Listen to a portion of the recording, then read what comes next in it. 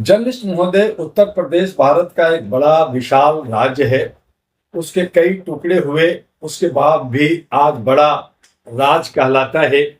और जितने भी शासन आए, जितने भी शासक बने, मुख्यमंत्री बने, सभी ने कहा कि उत्तर प्रदेश को उत्तम राज्य बनाएंगे। उत्तम राज तो नहीं बना। हाँ, अलबत्ता सभी ने नफरत की बीज बो दिया। जो लोगों ने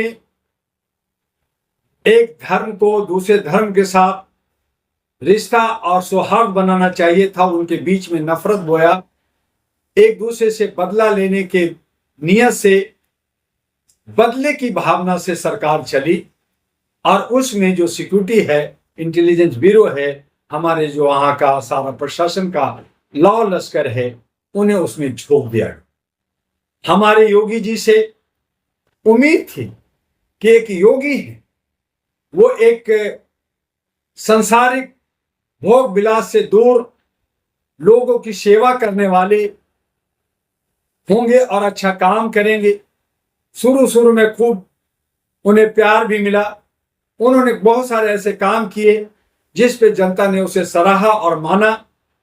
लेकिन धीरे धीरे योगी जी कम्बल ओढ़ करके भोगी बन गए और वो इशारों में ये बात को बता दिया कि मैं सिर्फ सनातन का एक समुदाय का साथ देने वाला हूं। और मुझे जहां तक ऐसा लगता है कि वो अपने माइंड गेम नहीं खेल रहे, अपने हिसाब से राज नहीं चला रहे। वो किसी न किसी के इशारे से, किसी न किसी की दबाव में, किसी न किसी के डायरेक्शन में काम कर रहे हैं। और ये घातक है राज के लिए। आज दबाव में अपने को मुख्यमंत्री बने रहना और काम करना चंद दिनों के मेहमान हैं। आने वाले 2027 में, और 2027 तो बहुत दूर है, जो आपने देखा लोकसभा के चुनाव में बीजेपी की उत्तर प्रदेश में हार, और अब जो 9 सीटों पे उपचुनाव है, अगर वहां बीजेपी हारती है तो समझिए कि बीजेपी का और योगी जी का नैया डूबता हुआ, इनकी सितारा डूबता हुआ नजर आ जाए। इसी की प्रयास में ये वोट की राजनीति करने के लिए, वोट की दुर्विकरण करने के लिए, ये जो है एक नफरत की राजनीति की खेती कर रहे हैं। ये मुसलमानों और हिंदुओं के बीच में इस तरह का एक नैरेटिव पैदा कर रहे हैं कि हम एक हिंदू राष्ट्र देंगे, हम आपको उत्तर प्रदेश को उत्तम राज्य बना देंगे, और जो लोग मुसलमान हैं हम उन्हें यहां से खदेड़ देंगे, मार के भगा देंगे। जबकि हकीकत यह है कि भारत का सबसे ज्यादा मुसलमानों की आबादी उत्तर प्रदेश में रहती है और उसे निकालना आसान नहीं है, उसे बाहर करना आसान नहीं है। उसके बावजूद ये जिस तरह की राजनीति खेल रहे हैं, ये बहुत ही खतरनाक है और इस तरह की राजनीतिक नहीं होनी चाहिए। हमें सामाजिक सौहार्द बना करके, गंगा जमनी तहजीब बना करके हमें उत्तर प्रदेश को उत्तम बनानी चाहिए। सवाल ये खड़ा होता है, हमें युवाओं को आगे ले जाना चाहिए। लेकिन सवाल ये खड़ा होता है कि बीजेपी के तमाम मंत्री या जो बीजेपी से जुड़े हुए जितने भी साधु संत महात्मा हैं, वो किस हैसियत से और किस संविधान की पन्ना पढ़कर हिंदू राष्ट्र बनाने की बात करते हैं? ये देखिए बकवास है। जितने भी हमारे धर्माचार्य हैं, जितने भी पढ़े लिखे हमारे साधु सन्यासी हैं, इसका विरोध किया कि जहां आपने एक समुदाय को क्षुद्र कहा, दलित कहा, ओबीसी कहा, मूल निवासी कहा, आपने 6737 जातियों में बांटा और उनको आपने धर्म की चाशनी में उनको डुबो कर करके मारा।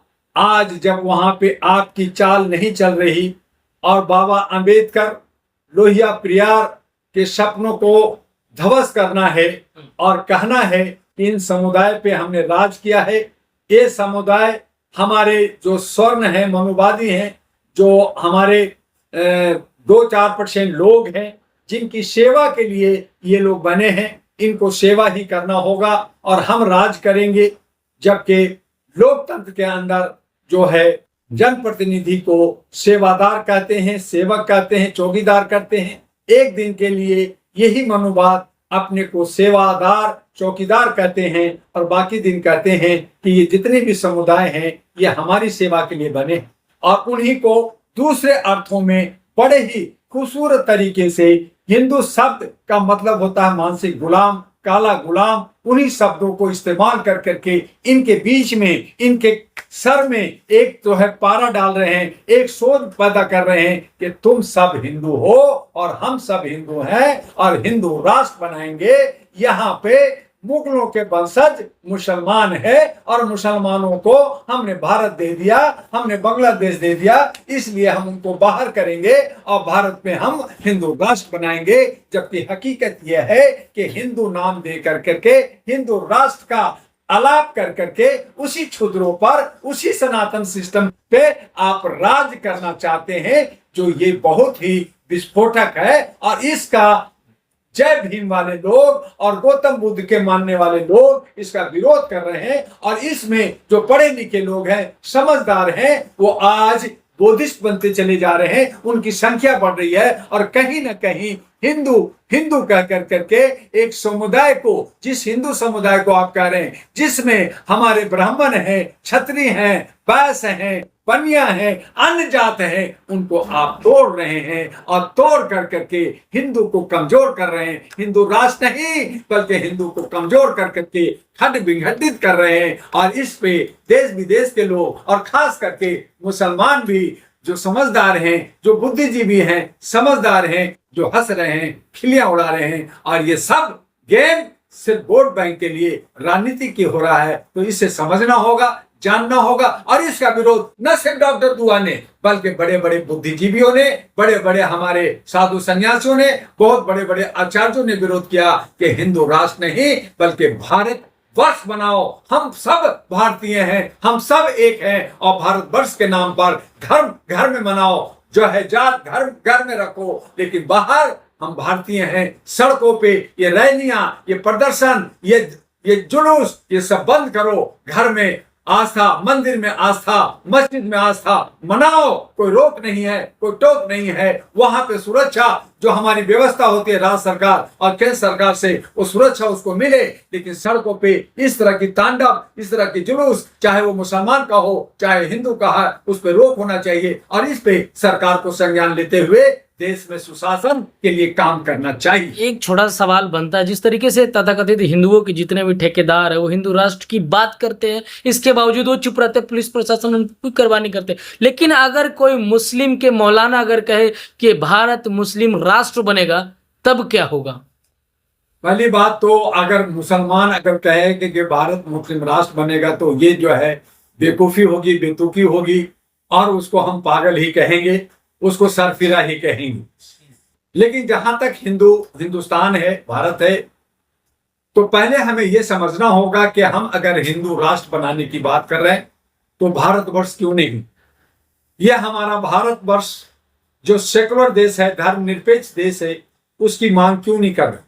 तो हमें बरगलाया जाता है, हमें तोड़ा जाता है, दिग्भ्रमित किया जा रहा है, दिशा विहीन किया जा रहा है। और इन तमाम लोग जो टीआरपी के लिए, अपने चेहरे चमकाने के लिए मीडिया में अपने जो है या जो है कैमरा के आगे अपना चेहरा दिखा करके बड़े बड़े साधु संत गलत जैसे यति नरसिम्हा राव जी ने जो है पैगंबर को कहा कि रावण की तरह तो आ गया था, आपको दशहरा अब जला के दिखाते हैं। तो किसी धर्म के गुरु को आप जो है रावण कह के जलाएंगे? रावण धोतक है बुराई का। वहां पे हमारे दिल्ली के दादरी हमारे ही पास में ही है, जहां वो पैदा लिए थे, वहां रावण की पूजा होती है। साउथ हिंदुस्तान में रावण की पूजा होती है। रामायण में भी कहा कि उससे बड़ा ज्ञानी कोई नहीं था, लेकिन एक जो है बुराई को खत्म करने के लिए। लेकिन हर साल बुराई को जला दिया जाता है, फिर बुराई खत्म नहीं होता। आप पहले उसको बुराई तो खत्म करो। रोजगार जो नौजवानों को नहीं मिल रहा है उसका रोजगार तो दो। हमारी महिलाओं को सुरक्षा नहीं मिल रहा है, उस सुरक्षा के लिए तो बात करो। तो जितने भी साधु सन्यासी हैं, जितने भी मुल्ला लोग हैं, ये सब अपने आप को चमकाने के लिए, अपनी रोटी सेकने के लिए इस तरह की जो है वक्तव्य देते रहते हैं। ऐसे लोग जो है दिग्भ्रमित लोग हैं, ऐसे लोग जो है मानसिक बीमार हैं, इनकी इलाज होनी चाहिए। इन पे हमें ध्यान देने की जरूरत नहीं है। समाज को सही दशा में, राष्ट्र को सही दिशा में ले जा करके और सही तरीके से हम सब मिलजुल करके, चाहे हम किसी भी धर्म और किसी भी समुदाय के हो, हम हैं भारत के, हम हैं भारतवासी और यही मान करके हमें आगे बढ़ना चाहिए।